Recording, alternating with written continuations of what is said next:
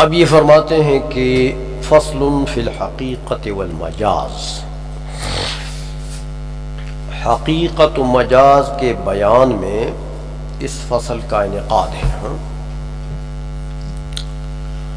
لغوی معنی تو شاید میں نے ان دونوں کے آپ کو بتا دیے تھے۔ حقیقت جو ہے یہ فعیلتن کا وزن ہے،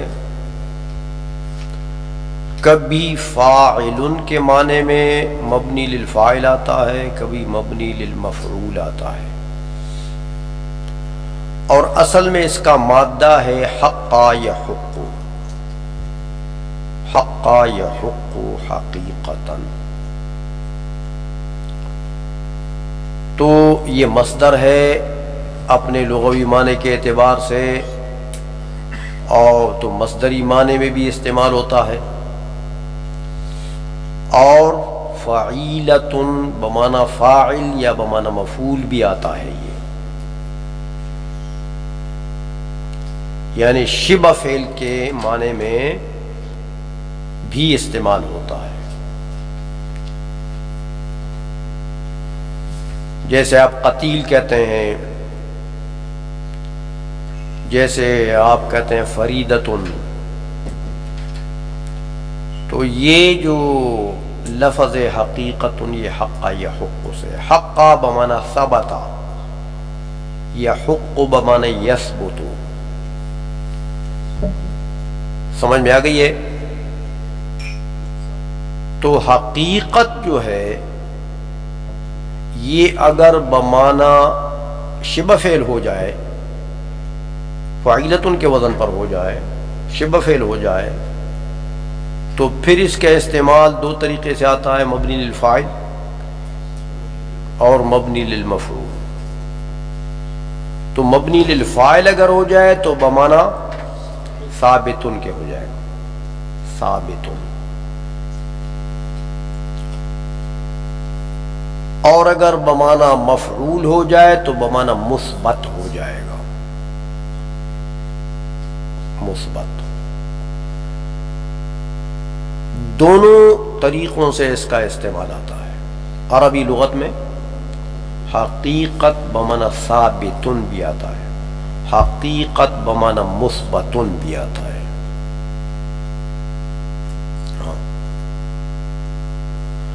جیسے آپ کے قرآن عظیم نے اس کو استعمال کیا، اسی مادے کو استعمال کیا، الحاقۃ ما الحاقۃ وما ادراک حاقہ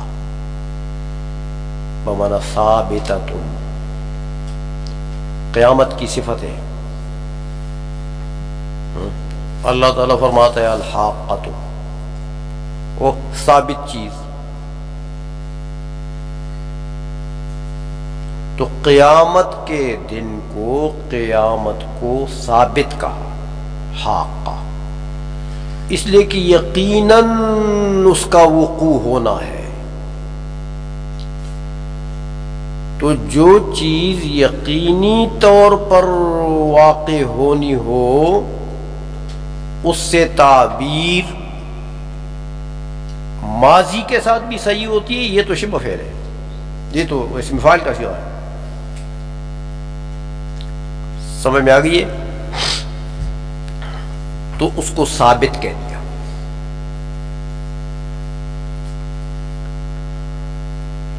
یہاں جو یہ حقیقت کا لفظ استعمال ہے،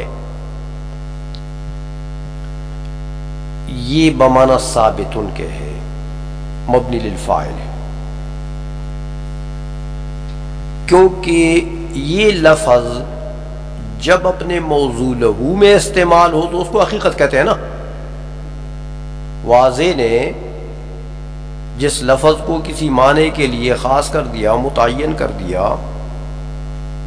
اس کو وضع کر دیا اس کے لیے، اور اسی میں اس لفظ کا استعمال ہو تو یہ حقیقت ہے، اس کو حقیقت کہتے ہیں۔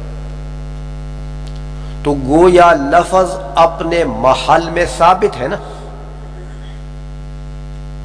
اصلی جو اس کا محل ہے، جس کے لیے واضح نے اس کو وضع کیا، استعمال کیا، وہ اپنے محل میں استعمال ہوا ہے، لہذا لفظ اپنے محل میں ثابت ہے، اس لیے اس کو حقیقت کہتے ہیں کہ یہ حقیقت ہے، یعنی اپنے اصلی محل میں اس کا استعمال ہوا ہے، جس کے لیے واضح نے اس کو متعین کیا تھا، جس محل کے لیے، جس مقام کے لیے استعمال کے لیے وضع کیا تھا، اسی میں استعمال ہوا، تو گویا کہ یہ ثابت فی محلی ہی ہے۔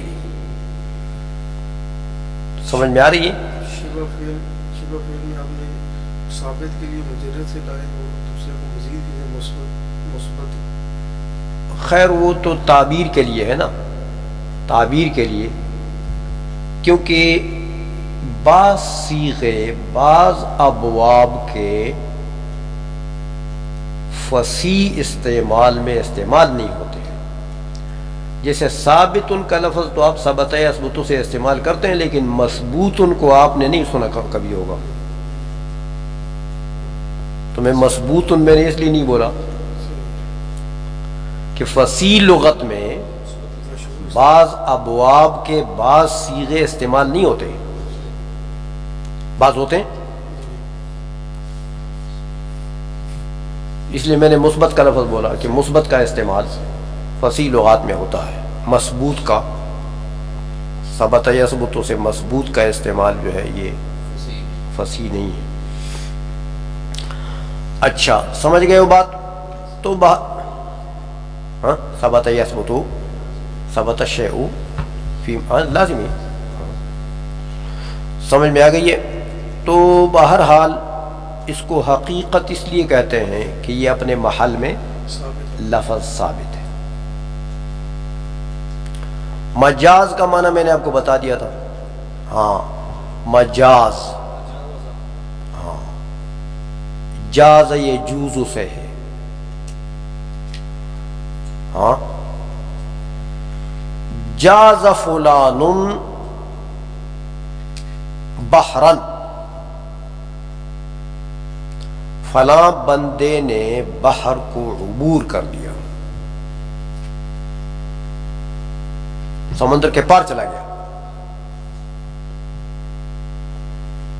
تو وہ اپنے محل سے اس نے تجاوز کیا ہے، وہ چلا گیا ہے دوسری جگہ میں۔ یا جاز الشیء عن محلہ، چیز جو ہے اس نے اپنے محل سے ہٹ گیا، تو یہ جاز یجوز سے یہ مصدر میمی ہے، مجاز، مجازن، اور اصل میں جاز یجوز ہوئے تو مجوزن تھا، اصل میں مجوزن، وہ متحرک ما قبل مفتوح مجاز بن گیا، سمجھ میں آ گئی ہے؟ تو بہرحال مجاز کو مجاز اس لیے کہتے ہیں کہ جب لفظ، یہاں اصول کی اصطلاح میں جب لفظ کا استعمال اپنے موضوع لہو میں نہ ہو، غیر موضوع لہو میں ہو، تو اس وقت اس لفظ کو کیا کہتے ہیں؟ مجاز، کہ اس لفظ نے اپنے محل کو چھوڑ کر دوسری جگہ چلا گیا، اپنے محل سے تجاوز کیا اس نے، اس لیے اس کو مجاز کہتے ہیں۔ تو یہ مصدر جو ہے، یہ مصدر مجاز جو ہے، یہ بھی آپ سمجھ گئے ہوں گے کہ یہ مصدر مبنی للفاعل ہے، یہ مجاز اپنے معنی میں نہیں ہے۔ مجاز کا مصدری معنی تو اگر آپ کریں گے تو اس کا معنی عبور کرنا، عبور کرنا مصدری معنی ہے، تجاوز کرنا، تو یہ تو اس لفظ کا محمل نہیں ہے، تو یہ مبنی للفاعل ہے۔ ہاں مجاز بمعنی ہاں مجاوز عن محلہ۔ اب دیکھیں نا، یا جائز عن محلہ، جائز مجرد سے اگر لائیں گے تو جائز عن محلی، آپ کہتے ہیں یہ چیز جائز ہے. جائز کا مطلب کیا ہوتا ہے؟ اپنی جگہ سے ہٹ گیا، ہٹنے والی چیز. وہ جائز اور ناجائز شریعت والی بات الگ ہے، وہ شریعت کی اصطلاح الگ ہے، وہ حلال کے معنی میں ہے، یعنی معروف خصف شریعہ، شریعت میں جس کی رخصت ہو، جس کی اجازت ہو. لیکن یہی جاز یجوز جاز البحر، تو اگر یہی جاز یجوز باب افعال میں لے جائیں گے تو متعدی ہو جائے گا، اس کا خاصہ ہے تعدیہ. اجاز یجیز کے معنی میں ہو جائے گا، پھر اس کا معنی چینج ہو گیا. اجاز یجیز کے معنی پھر وہ عبور والا نہیں ہے، باب کے تبدیل ہونے سے کبھی مادے کا معنی چینج ہو جاتا ہے. اجاز یجیز کے معنی اذن دینا، کسی کو اذن دینا، ہاں، جس سے مجاز ہے اجاز یجیز، تو معنی چینج ہو گیا. سمجھ میں آ گئی ہے؟ تو بہرحال یہ حقیقت اور مجاز کے متعلق یہ لغوی تحقیق ان دونوں الفاظ کی. ہاں، مجاز ظرف بھی ہو سکتا ہے، مصدر میمی جو ہے وہ ظرف کے وزن پر آتا ہے. سمجھ میں آ گئی ہے؟ اس لیے کہتے ہیں کہ فی الحقیقت والمجاز. اب اس کی تعریف کرتے ہیں حقیقت کی کہ کل لفظ وضعہ واضع اللغت بإزاء شیء فهو حقیقت له. ہاں، ہر وہ لفظ جس کو لغت کے واضع نے کسی شے کے مقابلے میں وضع کیا، متعین کر دیا. وضع مانے متعین کر دیا. وضع کا معنی، وضع کی تعریف آپ منطق میں پڑھ چکے ہیں. تخصیص شیء بشیء بحیث متى اطلق،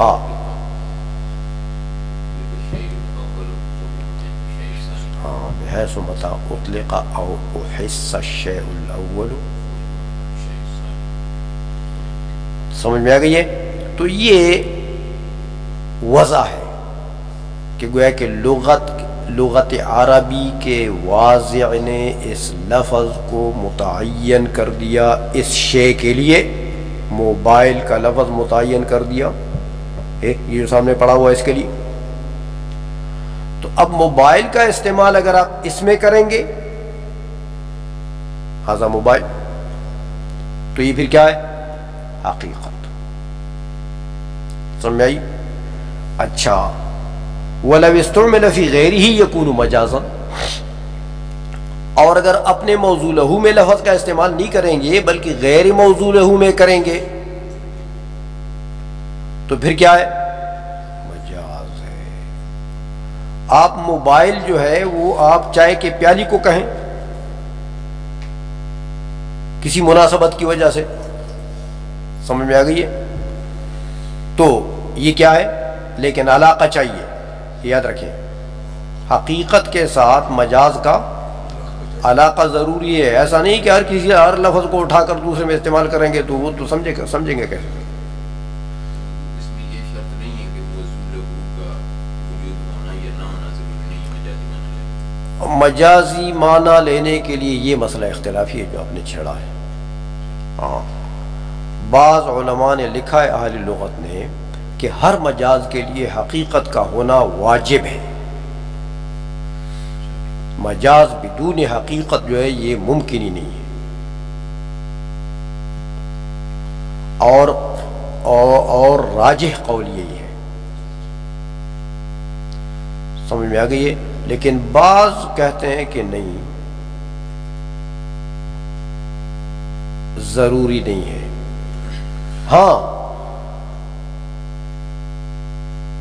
اتنا ہے کہ لفظ کا اگر یہ معلوم ہو جائے کہ یہ اس کا موضوع لہو نہیں ہے، جس میں استعمال ہوا ہے یہ اس کا موضوع لہو نہیں ہے، تو بس اس میں اس کا استعمال مجاز ہے. چاہے اس کا اصل موضوع ہو آپ کے علم میں ہو یا نہ ہو، یا وہ ہو یا نہ ہو، لیکن اتنا علم مجاز کے لیے ضروری ہے ہاں کہ یہ جس میں آپ استعمال کر رہے ہیں نا، یہ کم از کم اس کا موضوع ہو تو نہیں ہے۔ سمجھ میں آ گئی ہے؟ اچھا، تو بہرحال اگر غیر موضوع لہو میں استعمال ہو تو مجاز، اتنی بات سمجھ گئے ہو؟ اب ایک اصول کا ایک قاعدہ بتاتے ہیں آپ کو، اصول حنفیہ کا ایک قاعدہ بتاتے ہیں جس پر مسائل فرعیہ متفرع ہوتے ہیں، اور جس قاعدے کے مطابق فقہ حنفی کے بہت سے مسائل جو ہیں وہ نکلتے ہیں۔ کہتے قاعدہ یہ ہے کہ ثم الحقیقت مع المجاز لا یجتمعان ارادۃ من لفظ واحد فی حالۃ واحدۃ، یہ قاعدہ ہے کہ مجاز اور حقیقت یعنی معنی مجازی اور معنی حقیقی دونوں میں دونوں مراد لینا لفظ کے ایک استعمال میں، ایک لفظ سے ایک استعمال میں جائز نہیں ہے۔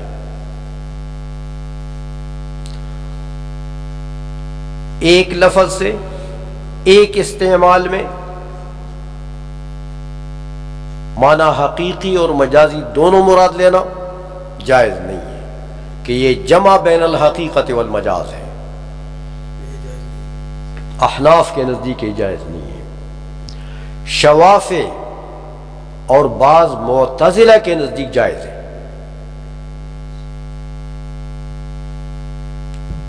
وہ کہتا ہے ہو سکتا ہے ایک استعمال میں ایک لفظ سے حقیقی اور مجازی دونوں معنوں کا ارادہ کرنا، وہ کہتے ہیں جائز۔ سمجھ میں آ گئی ہے؟ احناف کہتے ہیں کہ نہیں، ایسا نہیں ہو سکتا، ایک استعمال میں ایک لفظ سے دونوں معنوں کا ارادہ کرنا، قصد کرنا، یہ جائز نہیں ہے۔ آئی سو میں اچھا کہتے دیکھیں کہ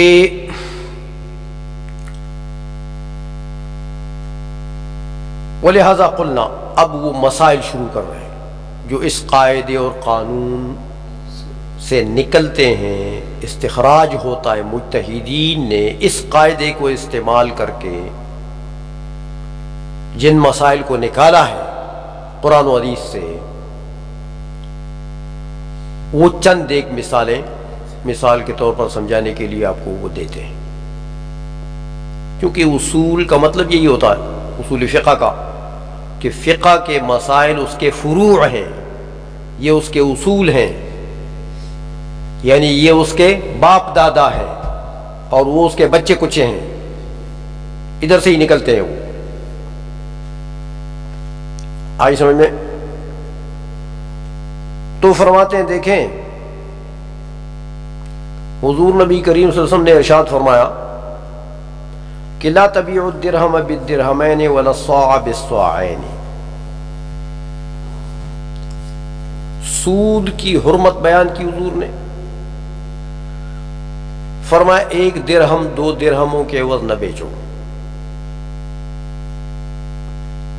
1 روپیہ دے کر 2 روپیہ لو، ایسا نہ کرو۔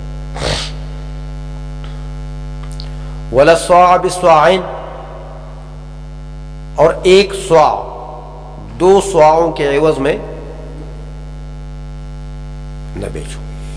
اب دیکھیں درہم تو خیر وہ صافی بات ہے، درہم تو آپ جانتے ہیں، لیکن صاع کے 2 معنی آتے ہیں، ایک وہ لکڑی کا بنا ہوا جو پیمانہ ہوتا ہے، وہ برتن، وہ خشب منقور،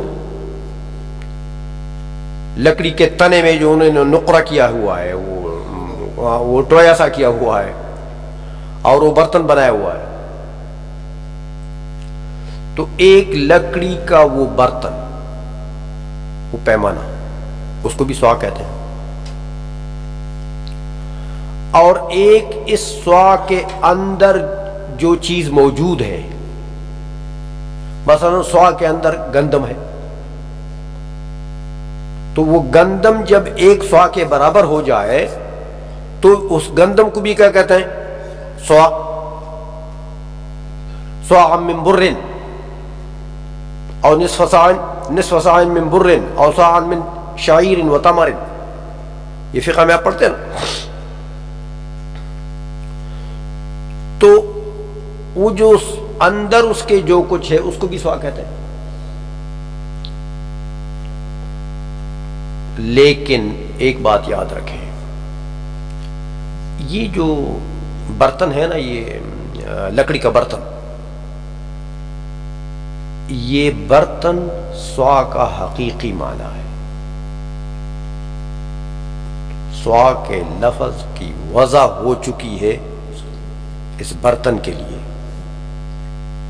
واضح نے اس کو وضع اس کے لیے کیا ہے، سوا اس کو کہتے ہیں.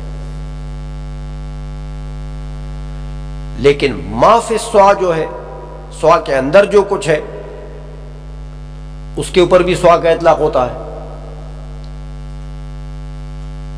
تو وہ موضوع لہو ہے نہیں، اس کے لیے تو واضح نے اس کو وضع نہیں کیا، سوا کے لفظ کو تو اس کے لیے وضع نہیں کیا، ورنہ پھر تو وہ غیر معین معنی ہے. بھائی ما فی السوا تو جناب گندم بھی ہو سکتے ہیں، جوار بھی ہو سکتے ہیں، وہ مکئی بھی ہو سکتی ہے، کتنی چیزیں ہو سکتی ہیں. تو ما فی السوا جو ہے وہ اس کا مجازی معنی ہے. اچھا، اب دو معنی سوا کے آ گئے، ایک حقیقی معنی، ایک مجازی معنی. تو بھائی یہاں جو حدیث میں سوا کا لفظ استعمال ہے کہ لا تبیع السوا بالسوعین، اس سوا سے مجازی معنی ہمارے ائمہ کے اجماع سے ثابت ہے کہ مراد ہے.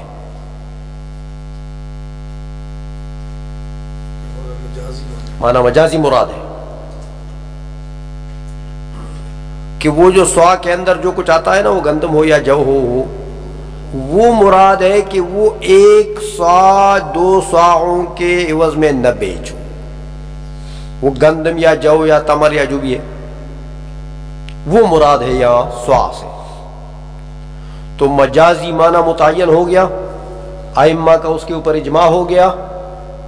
تو جب مجازی معنی اجماعاً مراد لے لیا گیا تو اب حقیقت اس کے ساتھ جمع ہو سکتی ہے. لہذا اس سوا کے لفظ سے اب حقیقی معنی مراد نہیں لے سکتے. لہذا حقیقی جو وہ پیمانہ نہیں ہے، وہ لکڑی والا، وہ لکڑی والا پیمانہ اگر ایک آپ دو پیمانوں کے عوض میں بیچیں گے تو بیچتے رہو، اس کے بیچنے سے نہیں ہے، وہ مراد نہیں ہے، نہیں وہ سود نہیں ہے، وہ سود میں نہیں آتا. بات سمجھ میں آ گئی ہے؟ اس لیے کہ اگر وہ بھی مراد لوگے تو یہ تو جمع بین الحقیقت والمجاز ہو گیا. آپ نے حقیقی مجازی معنی کے ساتھ حقیقت کو بھی جمع کر دیا، تو یہ ہمارے نزدیک جائز نہیں ہے.